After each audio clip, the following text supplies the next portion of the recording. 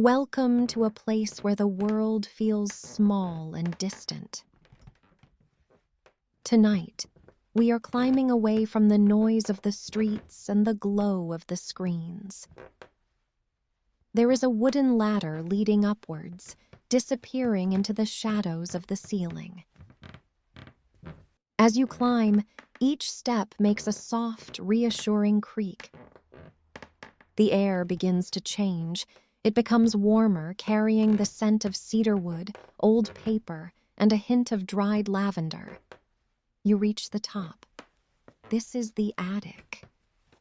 It is a sanctuary made of dust and golden light.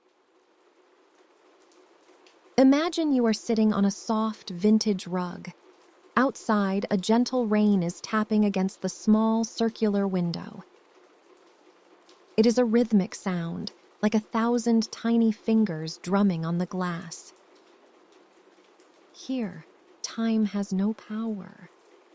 The past and the present are sleeping together in the quiet corners of the roof. Look around. The attic is filled with shapes and shadows.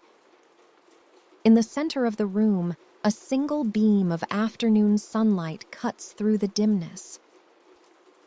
It is filled with tiny motes of dust, dancing slowly, swirling in invisible currents of air. They look like microscopic stars. There's an old armchair in the corner, covered with a heavy, hand-knitted blanket.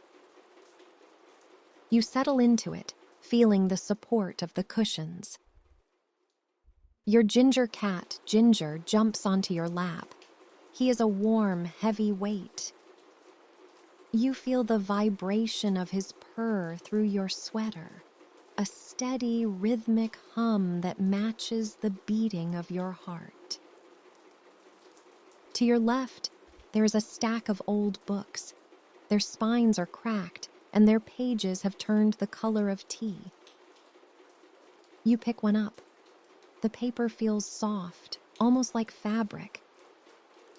As you open it, you find a pressed flower inside, a bluebell from a spring that happened 40 years ago. It is paper thin and delicate, a tiny piece of a forgotten afternoon. You realize that everything in this room has a story, even if there is no one left to tell it. Near the window, there is a large wooden chest with iron latches. It looks heavy, as if it is holding the weight of 100 memories. You lean forward and lift the lid. The hinges sing a long, metallic note that echoes softly against the rafters. Inside, you find a collection of life's tiny fragments. There is a box of black and white photographs. You pick one up. It shows a shoreline, blurry and gray. You can almost hear the waves crashing against the rocks and feel the salty mist on your skin. You don't know the people in the photos, but you can feel their joy, frozen in time. Beneath the photos, you find a set of brass keys tied together with a faded red ribbon. They are cold and heavy in your hand. What did they open? A secret garden? A house that no longer exists? You turn them over, feeling the smooth metal. The rain outside intensifies. The sound on the roof becomes a deep, rushing roar, making the attic feel even safer, even more private. You are tucked away under the eaves of the house, protected by the sturdy beams of oak. You are a traveler in a museum of the soul. In the shadows, you spot an old gramophone. Its large brass horn looks like a giant morning glory flower. Beside it lies a single vinyl record, dusty and scratched. You move slowly, not wanting to disturb the stillness. You place the needle onto the edge of the disc. For a moment, there is only the hiss and crackle of the vintage record, a sound like a fireplace crackling in the distance. Then a piano begins to play. The melody is slow, melancholic, and beautiful. It fills the attic, drifting between the rafters and the old suitcases. The music seems to pull the memories out of the walls.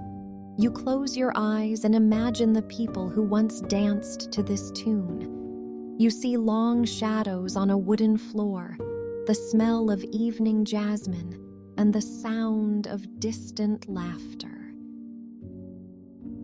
The cat on your lap stretches, his claws gently catching on your blanket, then relaxes again. You stay here, suspended in the music.